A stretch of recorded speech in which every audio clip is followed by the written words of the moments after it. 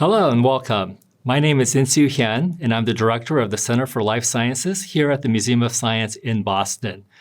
You are in the right place if you're looking for content on synthetic embryos and embryo modeling. This is a webinar series called Biotechnology and Society. It's a collaboration between the Center for Life Sciences at the museum and the Harvard Medical School's Center for Bioethics.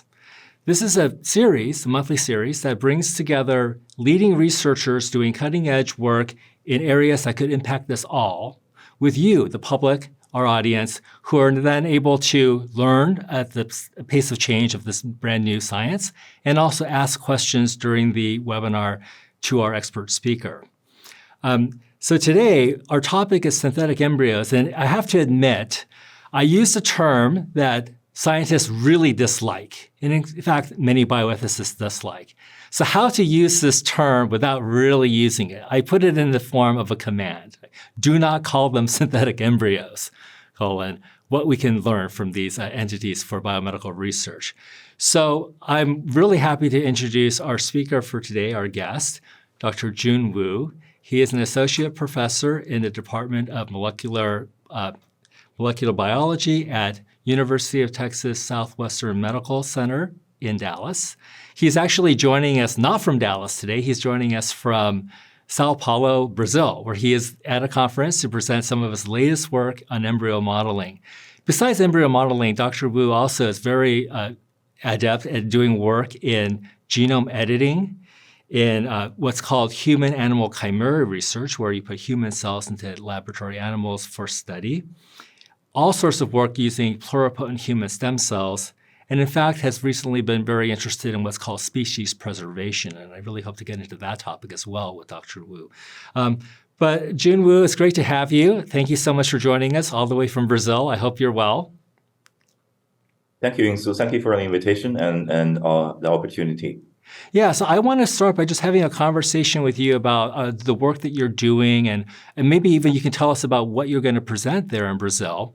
And for the audience, you will have opportunities to ask questions to Dr. Wu and to me if you have questions for me by typing into the Q&A function, the Q&A box at the bottom of your screen. Don't use chat. That's not going to get you anywhere. Type it into the Q&A box, and then my colleague Lauren Walsh, who's also here, my co-instructor, she'll be moderating the Q&A toward the end of the hour. Okay, so let's get started. Jun, there's been so much interest in this area of embryo modeling. I said that, the preferred press term is synthetic embryos, but really nobody likes that term outside of the press. Tell us a little bit about the kind of work you're doing with embryo models. Let's first start with what do you hope to learn by using embryo models? And then I'll ask you, how do you actually make an embryo model? So let's start with, what do you want to learn? Sure, Insoo. So as you mentioned, my lab is mainly focused on this very unique cell type called proponent stem cells. And as you probably know, in the past 20 years or so, people have been using proponent stem cells to generate in vitro various different tissues and cells for transplantation purposes. In recent years, there has been some advancement in using these proponent stem cells to create three-dimensional structures that mimic, at least morphologically, early embryos from several different species. Yeah, this work started off in 2 dimensions, but how did it get to 3 dimensions? So as we all know, all the embryogenesis happening in 3 dimensions. Obviously, it's logical to use stem cells to unlock their self-organizing capability, so for them to talk to each other in a 3-dimensional space instead of 2-dimensional. I think that is essentially unlock the potential of these stem cells, and so that they can generate structures that are morphologically similar to early embryo. The reason why we want to do that is because in many of the species, including human and also non-human primates and large livestock species, we really have very limited access to early embryos to study development. So with the idea of creating structures that mimic early embryo from stem cells, this can essentially solve the problem, because stem cells can be propagated in vitro with a limited quantity, and we can provide accessible and scalable platform to understand early mammalian development. So that was one of the purposes. Yeah. So all of this work, especially with human stem cells, making human embryo models, is being done in a dish. It's not in anybody's body. So I'm trying to, at the very beginning with you, unpack some of the misconceptions I think a lot of the public may have about this. So we're talking about in a dish. You use the term in vitro, but that means in a dish. It's not in a body of an animal or it's not in the body of a human. So that's the first distinction I want to draw for the audience. The other one is this. A lot of people are confused between what a fetus is and what an embryo is. So what's the difference between an embryo and a fetus? I think a lot of people might imagine something more fetal that's being modeled, but that's not what you're doing. So embryos and fetuses, they differ by developmental stages. I think embryos usually happens very early on in the first few weeks.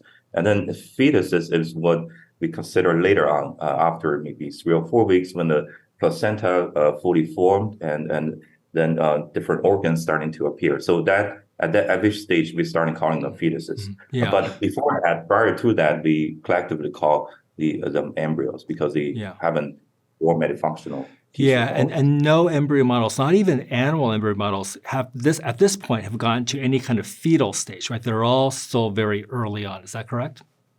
So in mice, more recently, I think last year, a couple of studies has been able to model the early fetal stage of the mouse development using cultured stem cells. These work from Magdalena Zernica-Gutz and Jacob Hanna, they demonstrate the signs of early tissue genesis in this embryo model. But beyond that, there hasn't been any studies that bring the embryo model, especially for human, to fetal stages. It's all purely early stages. So why do people like you want to study embryo models in a dish very early on? What are you going to learn by doing that?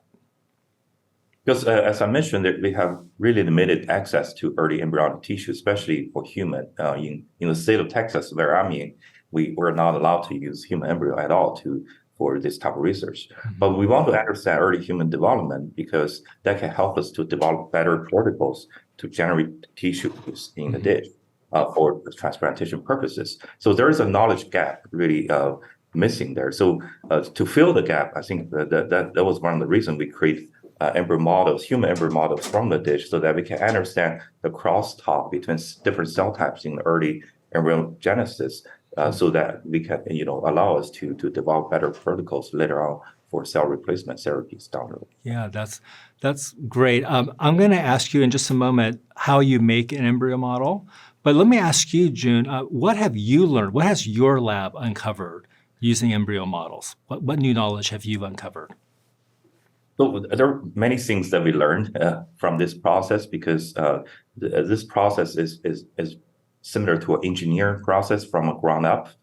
So it's very different from genetic approach when you knock out a gene. So you want to know the function of the gene. So through this embryo modeling, we started to learn something that we previously didn't know.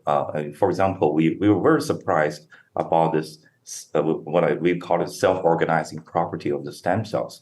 So not only they can differentiate into certain cell type, but they can crosstalk with each other and generate structure like mimicking an early embryo, which is very remarkable to us. And also through this process, we were able to study signaling pathways that are, otherwise we would not be able to do because we are not able to use a real embryo for such experiments. So we get some insight from the embryo model that certain pathways, certain genes that are involved in the early human development, which otherwise we not be able to do. Yeah. So I'm going to first say a little bit of background for the audience, and then I have kind of a little bit of a silly question for you, Jun.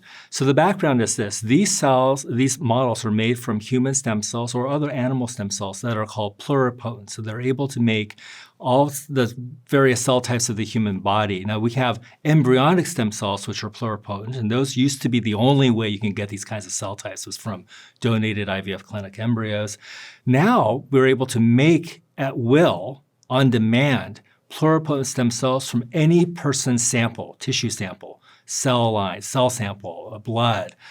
So these are cells that are in your body that can be reprogrammed in the lab to become any kind of cell in the body. And so you can use either embryonic stem cells or pluripotent what are called induced pluripotent stem cells, cells that have been transformed from body cells into stem cells. So here's my silly question. So clearly you're making embryo models. It makes sense scientifically to make them from one cell line or another. So one embryonic stem cell line or one human iPS cell line. Is there any merit or any interest in mixing the cell lines? So you have like different pluripotent cell lines from different sources, making one model? Right? You can't do that in nature. You can't do that in human reproduction. But with these models, would there be any reason to mix your cell lines and kind of it would be a human-to-human chimeric embryo model? Any reason to do something like that? Technically, definitely we can do it because we have been able to demonstrate that the protocol can work with cells obtained from an early embryo or cells through this process of reprogramming. Technically, we could do that. But we haven't done that because we haven't really find a reason to do that. But I can imagine if, for example, if you in the future, if you want to model some disease, so you generate the proponent stem cell from a patient that harbor certain mutations, and you want to start the crosstalk. So what the disease, which cell type the disease come from? I can imagine a scenario that you can use the disease iPS cells to together with a normal wild type. Without the mutation cells from another individual, and then mix them together to study, which cell type this mutation may affect during this disease progression. Yeah. Yeah, well, you can tell that I'm a philosophically trained bioethicist and not a trained scientist because I would have probably gotten kicked out of your lab meeting for asking these kinds of questions. But here's another one. I mean, I was wondering how much of the self-organization of these embryo models is driven by mechanistic features and how much of it is genetically driven. And maybe one way to interrogate that difference might be to put together cells that come from different genetic sources, human, pluripotent, to kind of see how much of this might be mechanistic, how much of this might be genome driven. But again, that may have gotten me kicked out of your lab meeting for asking that kind of thing. That's a great question, actually. So we believe there's some disease may affect early development. Those mutations may affect the self-organization of the proponent stem cell that we generate. The one thing I would like to add is that the self-organization, there is a different degrees of self-organization. Depends on what the stem cell they're using. So stem cell is not a singular cell type. There's a various different kind of proponent stem cell that we can generate from embryo and also through reprogramming process. Mm-hmm. So that we call the different states of the proponent stem cells. Mm-hmm. Some states are representing earlier embryonic cell type. Some states representing a little bit later embryonic cell type, and they have different degree of this self-organizing potential. So as the cell types that are a little bit later, they can generate tissues and organs, but they cannot generate actual embryonic tissues such as the placenta and then also the other actual embryonic mm-hmm. membranes. That is not part of the embryo, but it's very important during pregnancy, support mm-hmm. embryogenesis. Yeah. So Jun, I think at this point, the audience may be a little bit confused about some of the stuff we're talking about. Do you have any pictures or any graphics that might help explain kind of embryo models and how you make them? Yeah, I can share with one of the images that we call human blastoid or blastoid-like structures. Excellent. So these are the typical morphology of the human proponent stem cells generate blastoid-like structures. As you can see on the right, at the top is we call it the blastoid. So essentially, blastoid-like structures derived from human proponent stem cells. At the bottom is a real human embryo, human blastocyst. And if you look at these two, they look very similar in a way that they both have a cavity inside, mm-hmm. and they both have, we call it the inner cell mass. So this picture is taken using a different microscope, but nonetheless, they have this cluster cells that's sitting inside. We call the inner cell mass. So these cells are the origin of all the different tissues, organ cells in the adult body. And then there's an outer layer of cells forming what we call the trophetodon at this stage. So these are the precursors that will give rise to the placenta tissue that connect the fetus to the mother so that to transport nutrients and also perform other functions.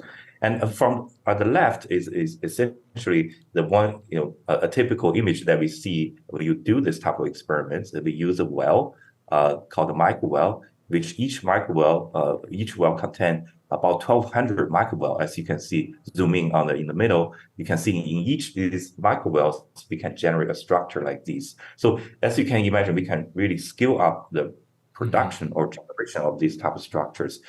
We can provide tens of thousands of these type of structures for research. And like human blastocysts, which we only have very limited access, even in states or jurisdictions that you have access to human embryo, but the number is really limited. So I think that's the great advantage using stem cell derived blastoid to do this type of experiment. Right, so you can generate these models, which again, for the audience, the image on the lower right, that's a natural the product of human fertilization, right? Sperm and egg were united in addition, a fertility clinic, and this got to the stage called the blastocyst right around day 4 or 5. This is usually the stage at which they're transferred over into the womb for pregnancy or hopeful pregnancy. So what you were able to then do is model that stage of development. Now, does it take 4 to 5 days to make your blastoid, or does it happen sooner? So the protocol varies, depends on different starting cells. In our original protocol, it takes about 7 to 9 days. But in our newly improved protocol, it takes about 5 to 6 days. But then there are some other group reported that you can take as short as 3 to 4 days to generate this type of structure. So I think it really depends on the starting cells. It depends on the conditions that you apply to these cells during the process of the generation. But in general, we can generate these structures in large quantity and very fast. So it's very, I think, providing an accessible model to start early human development.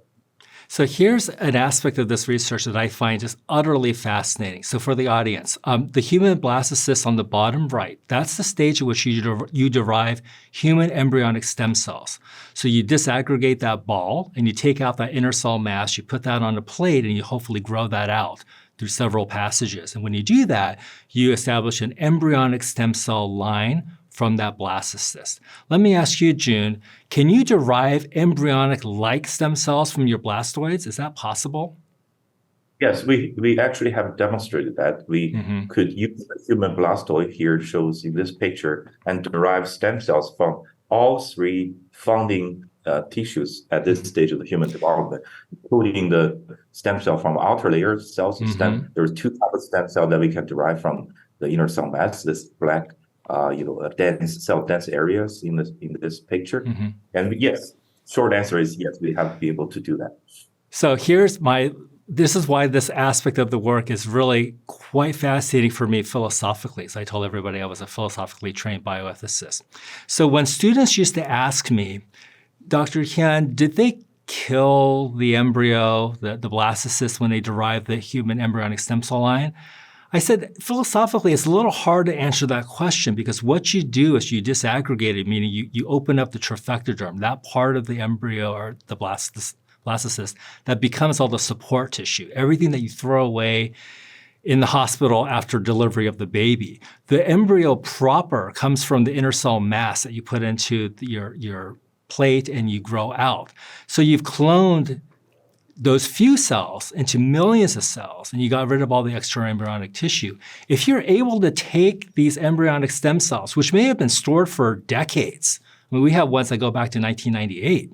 If you can make a blastoid from that, would you say, Dr. Wu, that you've somewhat kind of reconstituted that original blastocyst to the degree that we could possibly do so today? I mean, in a way, it's almost like saying you can take the embryonic stem cells that you got back in 1998, and you can sort of reconstitute roughly that structure that originated that stem cell line. I mean, that's what's kind of really quite wonderful and mystifying about this work, the fact that you can recreate the blastocyst, and you can do so many numbers, so many iterations, versions of that, using that original cell line and reconstitute that original blastocyst. That to me is really quite magical. It's really kind of a testament to the potentiality of early human cells and early human life. What are your thoughts on that? The ability to derive stem cells from, it's like an ongoing cycle. From a blastoid, make new blastoids. You could even use, and I believe you've also used iPS cells, induced pluripotent stem cells, where you take samples from a patient and you make a blastoid from that. It's really quite remarkable how you can sort of recycle the cycle of life.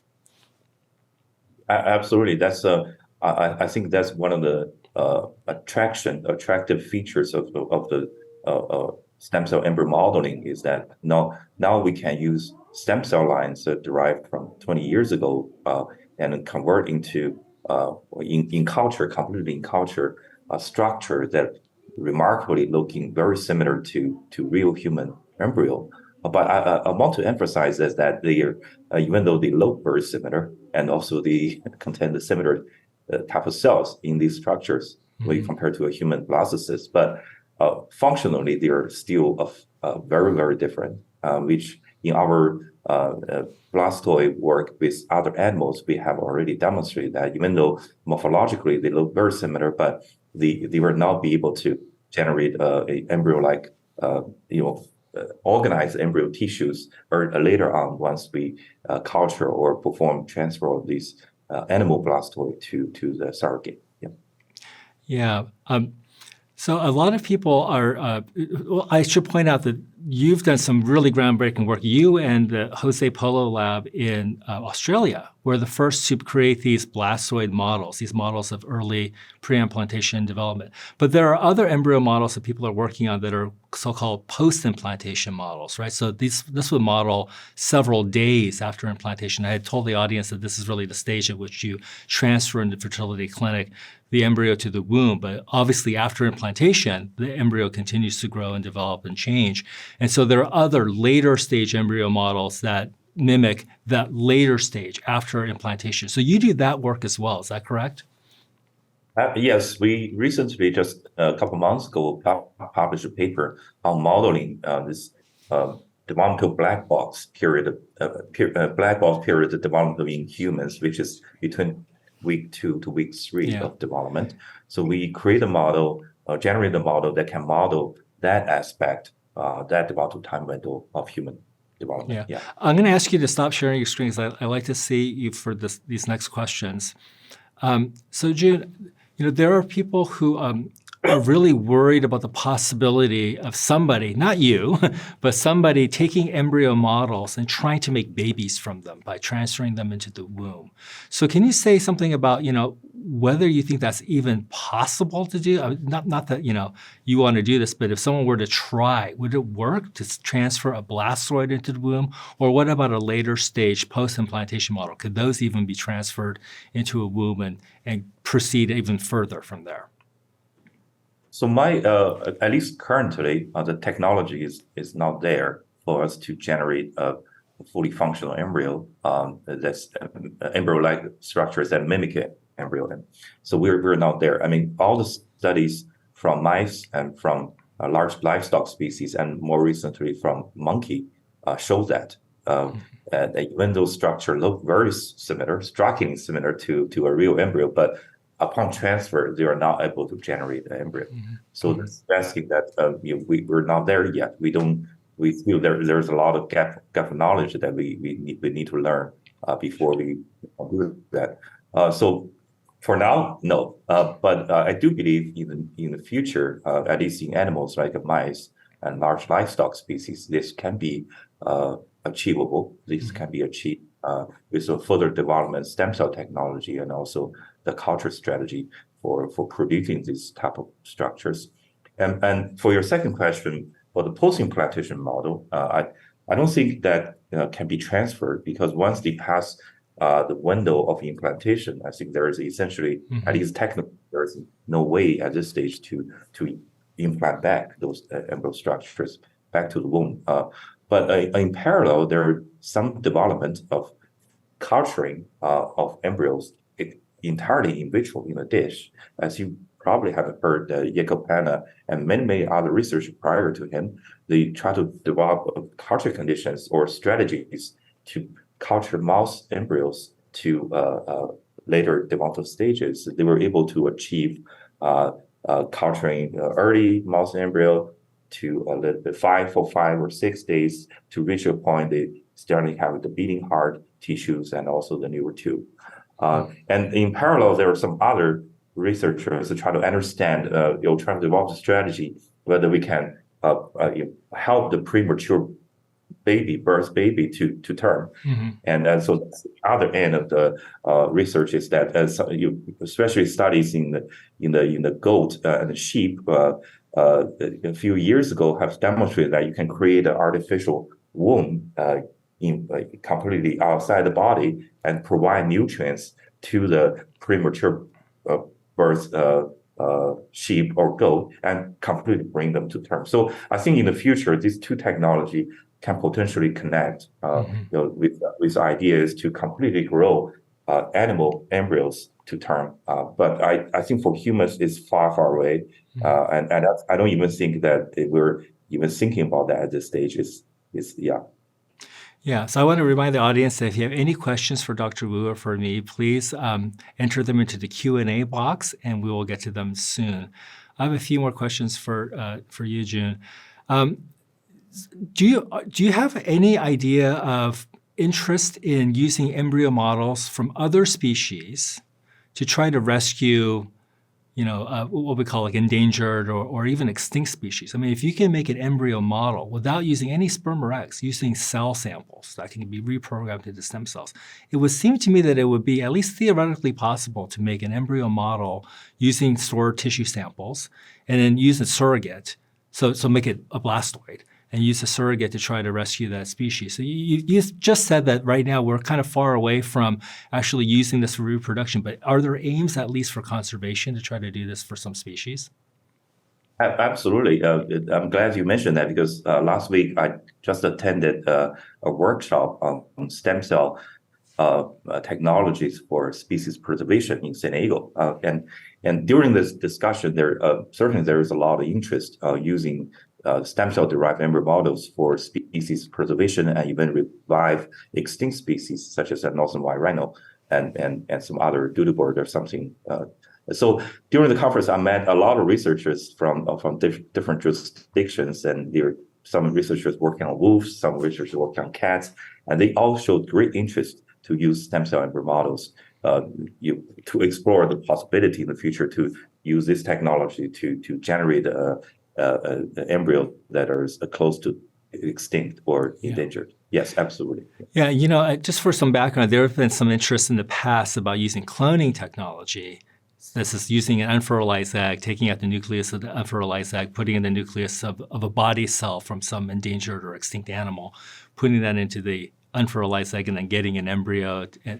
So that's called cloning or somatic cell nuclear transfer. And back in the day when that idea was floated, it was observed that it could actually be quite dangerous for the offspring and even for the gestating mother, because there have been cases of like cow cloning and other animals where there were big deformations of the fetuses and also really risky pregnancies for the surrogates. It would seem maybe because you're not reprogramming an old cell with old DNA that may have mutations, but you're actually generating a blastoid from a cell line. It may seem that maybe the blastoid approach might be a little bit safer. What are your thoughts on that about safety? I think that's one of the advantages. Although we do know that for example, the dolly, the sheep, his siblings they are pretty healthy, many of them. So sometimes we observe you saw the news on the internet, the dolly the sheep has a problem because it's due to cloning, but actually it's due to a common disease in the sheep. Oh, really? But things are actually healthy. But I do think one key advantages of your stem cell-derived embryo model is that to alleviate the need for oocyte, because for cloning you need oocyte to reprogram the somatic cells. For many of the species, such as the extinct species, we don't have access to that at all. And even from species that you typically see in the zoo, we don't even know how their reproductive biology works. So we don't know how to retrieve the oocyte from them. So I think by having a stem cell, especially iPS cells, growing in a dish to self-assemble into a structure that in the future that can be functionally, demonstrate they can generate embryo, then they will overcome this issue and without the need of any oocyte or egg for reproduction. Yeah, the egg issue is a really fascinating one. I remember talking one time with Ian Wilmot. This is the man who cloned Dolly the sheep. And I asked him, what does he think about plans to try to clone the woolly mammoth? Because people can find in Russia and in Siberia frozen tissue samples from the woolly mammoth. And he said to me, I'm not sure that would ever happen because nobody knows how to get an egg out of an elephant. I thought that was pretty funny. So let me start turning it over for audience questions. And as we're gathering some of these questions up and sort of getting them ready for you and I, Lauren Walsh, my colleague, has some fun questions that she would like to ask you just kind of to warm you up for the Q&A period. So Lauren, why don't you ask some of your fun questions? Our first question is, how do you see AI being integrated into your work, or has it been? Can you provide an example, if so? It hasn't been, although sometimes I do use ChatGPT to help me correct my English in writing, but we haven't been using AI for our research yet. But I do see the potential of that in the future, because especially at this conference, there's a company talking about technology purely based on AI to just take images of the embryos. They can distinguish what the category or grades of the embryos. I think that will be interesting. very useful for apply AI to stem cell embryo models, so that we can come up with a way to select the structures that has a higher potential, to generate tissues later on. So I think that will be very interesting in the future to incorporate AI in some of our work, but we haven't done that yet. Great. We have an audience member who's curious about whether the blastoid growth is limited to a certain stage. Yes, the blastoid cannot actually, from a technical point of view, they cannot be grown for an extended period of time, because we don't know how to grow them longer, because they are very good at modeling the implantation process in vitro. But beyond implantation, that's where our knowledge is limited, and how to grow these structures to a later stage.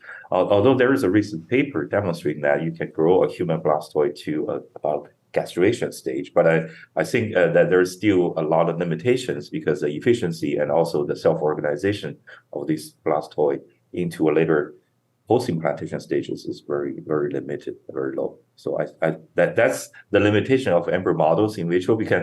Embryo model can only model a certain process within a limited time period, but beyond that, we really don't know how to recreate the environment that these embryos experiencing in vivo. Yeah, right. stage. That's a really important point, Jun, and I hope that if any questions come up from the audience about regulation or about ethics, I think that's something to always keep in mind about the limitations of these models.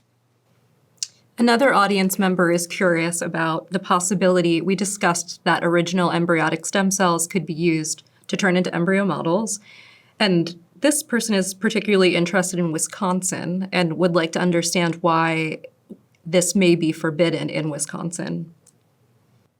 Yeah, Jun, can you use any of Jamie Thompson's lines from Wisconsin, from the Y-cell lines, to do embryo modeling, or is there a restriction on the Wisconsin lines? Initially, when we published our paper, they didn't allow us to do that.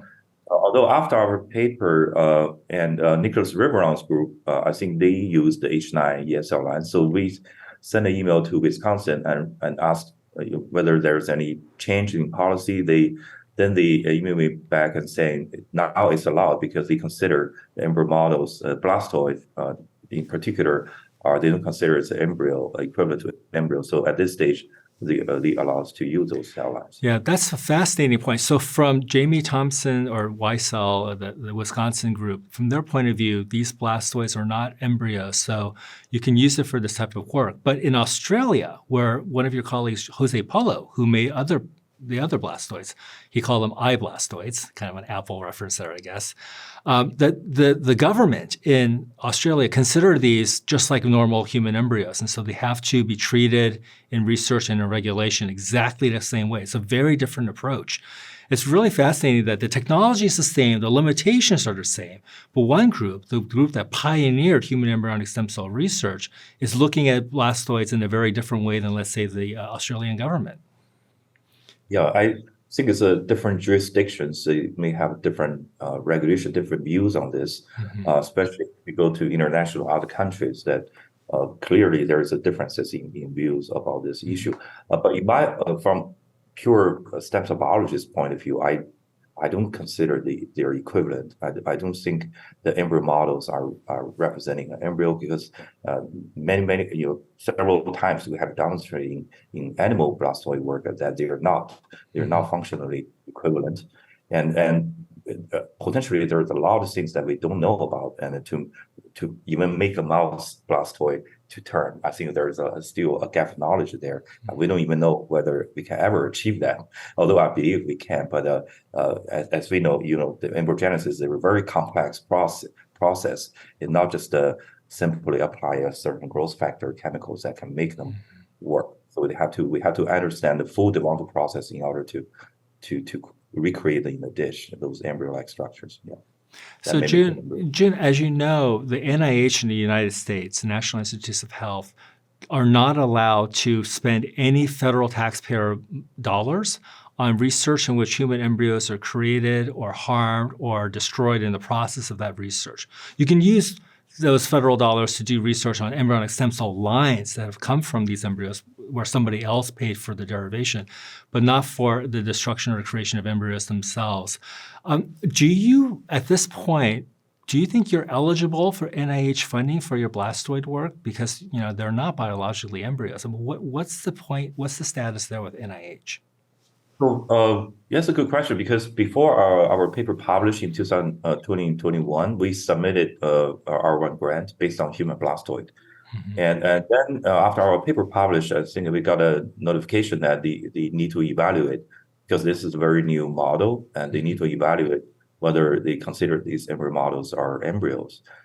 Because there, as you mentioned, there is a Dickey Baker amendment in 1996 that prohibited federal funds to be allocated for human embryo research. So they want to evaluate whether the embryo models fall into that category. But after the meeting, unfortunately, they decide at this stage, because it's unclear, they're taking a safer or a more conservative approach and treating these embryo models as embryos. So therefore, all federal funds are not allowed to be used on human embryo model, blastoid, the models that contain extra-embryonic tissue and embryonic tissue in the same structures.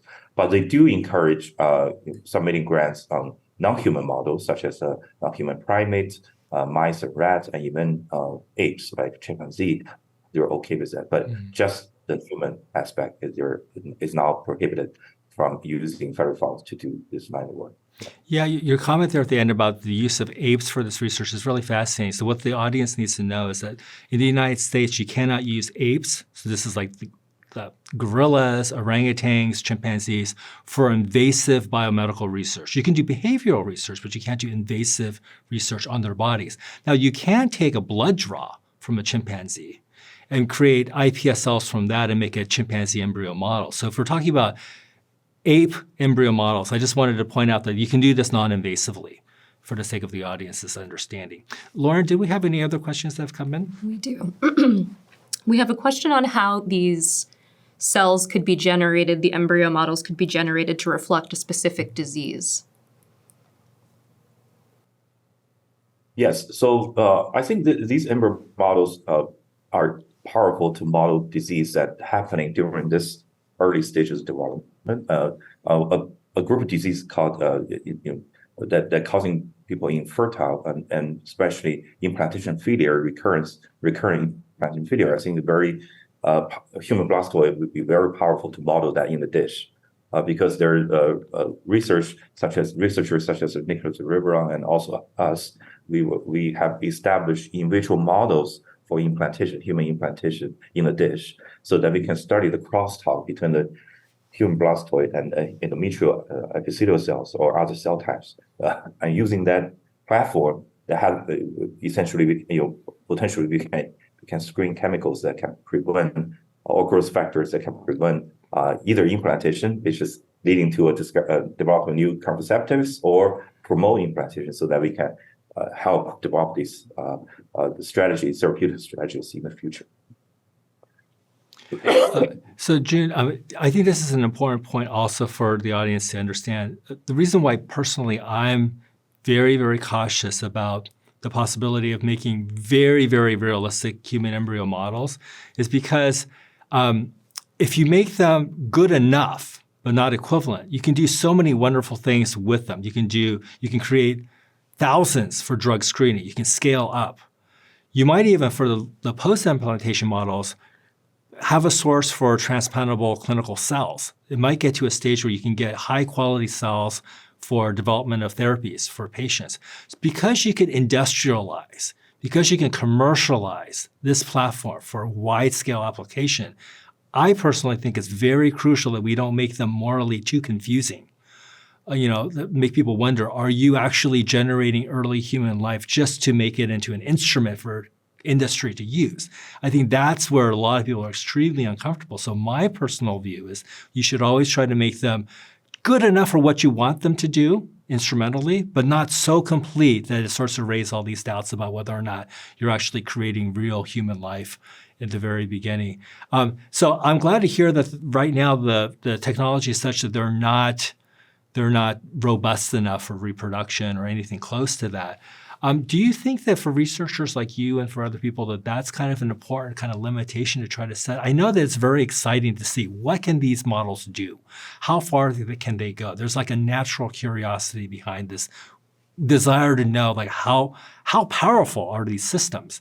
But I'm wondering, do you and other researchers in your peer group, do you ever kind of think about where you might want to hold yourself back a little bit? Because there's so much to gain in another way. There's so much to gain for drug development. There's so much to gain for just like mass use, which again, maybe people feel a little bit uncomfortable if it gets too similar to the real thing. What are your thoughts about kind of like limiting kind of like where this goes in the future? Yeah, absolutely. I think that's a very important point to raise. And I want to first emphasize that all models are wrong.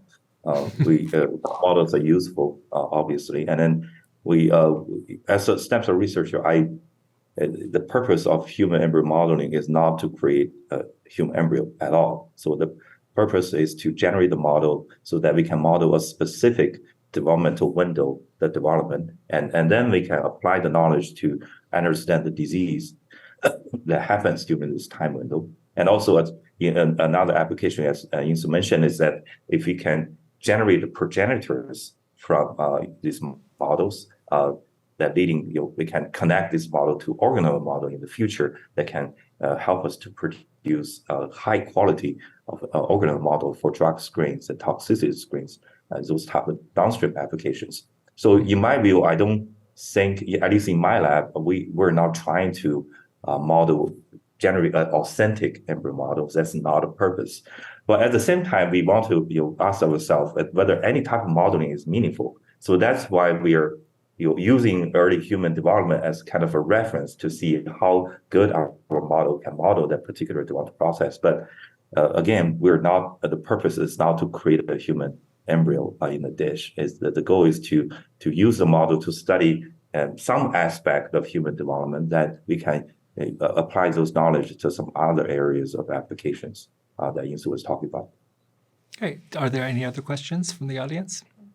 How can we confirm that the embryo model is identical to or similar enough to the human embryo, especially for the black box period? So it's a very good question. We don't know how to, because all we can do is to look at the different cell types that are there and whether they are localized to the right location or not. So morphologically and also distribution of different cells, different parts of the embryo model, whether they are similar to our early human embryo. But now we have a limitation is that we really don't have a lot of data set or the result from real human embryos that are occurring during the stages, developmental stages, so-called black box. That for a reason we don't have access to the tissue during the developmental stages. So alternatively, some researchers using non-human primate embryos to compare non-human primate embryos with the embryo models that are generated in dish. So that can help us to understand whether there are some similarities or not. But ultimately, I think to demonstrate functionality, we need to, in animal embryo models, we can do that. We can perform embryo transfer. But humans, obviously, that's out of the question. So I think for human embryo modeling, in my opinion, there is no way that we can 100% be confident that these embryo models are similar, are absolutely the same as the human embryos. But that's okay, as Insoo mentioned, as long as we can use this model to model certain aspect of human development, and they are useful to help us gain knowledge and develop a strategy to help patients with a certain genetic diseases, then that should be enough. Yeah. Great. Do you have another question? We do. Following up on that point, what is the distinction between good enough for research and so good these models get so developed that it gets morally dicey? Like, what are the features one might look at to decide? So one of the features is we look at it as a completeness, right? If we want to generate a model that contains all the cells in the embryo or not, or partially only model certain aspect of embryogenesis. I think that's one of the things that we look at. So, for example, some models have placenta tissues. Some models don't have placenta tissues. And some models don't even have any extra embryonic tissues. So they're very useful to generate certain early organoids, but they are not able to reconstruct the entire embryogenesis. So I think there's different type of embryo models, and we need to choose which one that best suited for your for the question that you're studying, rather than just for the sake of generating a model that is similar to humans. Right. I mean, this might be a good time to just point out that in the International Society for Stem Cell Research guidelines, ISSCR guidelines that I helped draft, we make a distinction between integrated stem cell models and non-integrated. Integrated would be you're trying to model every aspect of the embryo and all the extraembryonic tissues, all the things involved in yolk sac formation and placenta formation. And non-integrated is just looking at one particular part of an embryo's development, but not the whole thing. So definitely there might be good enough reasons to do embryo modeling research where it's non-integrated. You're looking at a different part. I think where it gets worrisome for some people, including regulators, is when you're trying to make an integrated model, trying to model every single different aspect of function for the embryo. And that's where I think this is a very good question. How do you know you've got something that's good enough for the integrated model that's not kind of stepping over into kind of the territory of it being functionally basically the same thing? I can imagine two different tracks of research. One where you're really kind of working with non-integrated models for doing all kinds of drug screening and all kinds of other interrogation of scientific questions. And then you might have the integrated models that are really aimed more at answering basic biology questions, or even like in the direction of animal preservation if you're using non-human cells. But that's an important distinction, I think, is non-integrated and integrated. Any other questions that we can maybe? We have quite a few asking about noting that the transferring a human embryo model to a surrogate and taking that to term, we're not there yet scientifically, but should we get there soon, what is stopping scientists from doing that, if anything? Yeah, so the question is, I take it saying human embryo models, what's stopping us from just transferring it over? Well, the ISSCR guidelines that I just referenced, we prohibit the transfer of any human embryo model, integrated or non-integrated, into a human or non-human uterus for reproductive attempts. The FDA would not allow that because these are highly manipulated cells and biologic products that, outside of FDA oversight and approval, it would be illegal to try to transfer them into the womb. Now, of course, there are possibly rogue actors that might try to do something. Jun, I think the answer right now is it's not going to succeed. I mean, they're not biologically capable of doing anything in the womb. But they could be dangerous because you could have cell migration from the model of some unwanted cell type that affects the patient, affects the surrogate in a very bad way physically. I mean, that's always a possibility of like tumor formation or other dangers like that. But yeah, how would you address that question, Jun? Absolutely. I'm very happy that to hear the ISSCR came up with this guideline that prohibit any of the transfer of human embryo models into human or non-human uterus. I think that's very important guideline. We should stop people from doing that because there's no point of doing that. You might be even now or even ever in the future, because there's simply I don't want to any science advance that put other people at harm will be not right. So that's, in my opinion, I think all these embryo modelings are useful in vitro that in the future may help us to understand human development better. But I don't think this should be done at all. Yeah, the only point I want to add to that very briefly, because I'm eager to hear other questions, is that for the International Society, I think going forward, we're going to have to clarify what we mean by a non-human uterus. Because we visually imagine animal uteruses, like uteruses that are in living animals. But now there are a lot of companies, a lot of teams trying to make an artificial uterus environment. So it might be non-human in the sense it's artificial, it's in the dish, it's in the laboratory, but it's trying to mimic uterine conditions for embryo modeling development. So I think we need to clarify what we mean by non-human uterus going forward. But with that said, I'd love to hear the next question. What are your thoughts on the proposals to redefine the term embryo in legislation and guidance such that it perhaps better encapsulates these models? Right. So this question is in reference to a really interesting article that came out a few weeks ago in the journal Cell. In fact, one of the people we've been talking about, Nicholas Riveron, and some of his colleagues have proposed that we have a new definition of what a human embryo means in the law to better clarify and kind of set parameters for embryo modeling research. So, Jun, just for your sake, let me read you the definition that they're proposing, that this question is really getting to. Sure. What they propose is that this should be the definition. Embryos should be defined as a group of human cells supported by elements fulfilling extraembryonic and uterine functions that combined have the potential to form a fetus. So they think that embryo, that word, should only be used for the collection of cells that not only can make the embryo proper, but all the other support tissues that together in their entirety could have the potential to form a fetus, that later stage. I'm not really all that crazy about this proposed legal definition. What do you think? Do you think that's too complicated of a definition? And do you think this is a good way or a bad way to try to address the embryo modeling controversy, So again, this is just my personal view on this. I don't think any of the embryo modeling that we're doing now is recreating a functional embryo. And we're probably far away from it. And in all the work in animal embryo modeling has already demonstrated that we thought we understand everything, but in reality, there's a lot more that we don't know about. So I don't think by putting cells together in a dish that even with the function, with the extra embryonic cells and uterine cell types, even by mixing them together, they have the potential to develop a functional embryo either in culture or transfer. So that's why, in my opinion, I don't think those should be considered human embryo at all. I think those are simple models in vitro that help us to understand development. And of course, we need to set a time limit that we can do this type of work. But I don't think we should, at this stage, consider those as a human embryos. And they are far from it, and they are demonstrated by many different results, from many different aspects.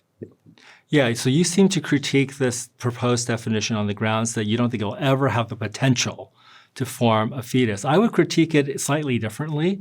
My critique is that because they're insisting on the inclusion of all the extra embryonic matter to be combined with the embryo, to be called an embryo, I'm really left wondering, what would you call fertility clinic embryos that have been created in the dish by uniting sperm and egg? They haven't been transferred yet into the womb, so they don't yet have any of the extra embryonic work except for the trophectoderm, which is very basic. We call those embryos. We see that those are IVF clinic embryos, and couples think about them as embryos, and the law treats them as embryos. I'm not really sure what to call those under the new definition. So to me, it raises more questions than it answers. But it was a really remarkable attempt by researchers to try to add some clarity to policy. I just think that there could be some points of disagreement about whether or not we need a definition at this time and whether it might actually raise more questions. Are there any other? Let's take one more question and then we'll wrap up. What are you next? What do you consider the main applications of your research thus far in terms of improving human health? And what are your next research questions that you're interested in answering through your work? That's a very good question. So now we are already over the phase of creating these embryos as embryo models. So I think the next important question is, what can we use them for? That's the biggest question next. What type of application that we can use this embryo model? So one application which I mentioned briefly was the study implantation in a dish. So there, as I mentioned, there is a lot of women that are not able to carry a child because there's a recurrent implantation failure. I think by having an accessible model to study human implantation in a dish can help us understand this, why they fail, and whether we can come up with a strategy to help them. And the other application that derive from this post-implantation embryo models, which I believe is to use this platform to generate tissue progenitors and use those tissue progenitors for downstream application to generate organoid, to generate tissues and cells that use for transplantation, cell therapy, that can potentially use in the clinic. The reason I believe that's very important is because for the past 20 years or 2 decades, 3 decades or so since the derivation of human embryonic stem cells, all differentiation process are using either monolayer culture, grow the cells in the 2D, two-dimensional, give them the signals that can guide them into differentiating a certain cell type, or assemble them in a disorganized ball-like structure we call embryo bodies, and use those cells for downstream applications of differentiation. But with the embryo modeling, at least we can get the first stage of human development right in the dish, right? We can enable the cells to crosstalk with the right cell type during very early stage of the human development, and then to help them properly specify these progenitors or generate progenitors that we believe it will be advantageous over all existing strategies and protocols. So that's the 2 main direction that I believe using embryo modeling can help us in the future. But there are potentially many other applications, as Insoo mentioned, species preservation, and even animal biotechnology. If we can generate, for example, cow embryos using stem cell embryo models, we can produce essentially thousands of unlimited quantity of the cow with the same traits. So I think that the potential is unlimited in the future, but we need to be careful especially in human embryo modeling, how do we proceed? How should we proceed? Well, we are out of time, Jun, but thank you so much for sharing your insights and your work with us all the way from Sao Paulo, Brazil. I hope you have a wonderful conference. This is such an exciting, dynamic area of research. It really captures the scientific and the public imagination all at once. I think there's great potential for societal benefit if we steer this in the right direction.